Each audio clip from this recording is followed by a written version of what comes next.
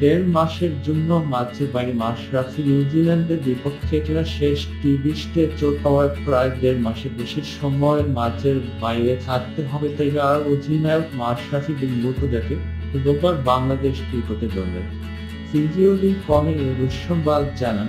তিনি বলেন, ডান হাতের বুড়ো আঙ্গুলের নিচের দিকে হাড় চোট পেয়েছে মাশরাফি। এ কারণ 4 থেকে 6 সপ্তাহের বেশি সময়ের জন্য মাঝের বাইরে থাকতে হতে পারে তাকে। অর্থাৎ সব ঠিক থাকলে মার্চের দিকে মাঠে দেখা যেতে পারে তাই। অধিনায়ককে এর আইএল ম্যাচ শেষে মাশরাফি জানিয়েছেন স্ক্যান করার পর চোট কতটা গুরুতর তা বোঝা গেল। ম্যাচে নিউজিল্যান্ড ইনিংসের 17তম ওভার করতে এসে হাতে চোট পান মাশরাফি। এ ওভারের প্রথম বলে সীমানায় উইলিয়ামসনের সহজ ক্যাচ ছেড়ে দেন তামিম ইকবাল। পরের বলে কলি অ্যান্ডারসনের স্ট্রেট ব্যাটে খেলা একটি বল বাঁচাতে চেষ্টা করে হাতে বেশ চোরা মাশরাফি।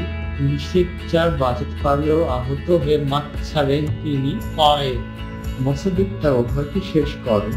ম্যাচের 11তম ওভারে মাশরাফির বলে ওঠা একটি ক্যাচ সীমানায় ঠোঁট দিয়ে বাউন্ডারি লাইনের বাইরে দিয়ে বিজ্ঞাপনের বিলবোর্ডের ওপর পড়েন দলের অন্যতম ওপেনার ইমরুল হেস।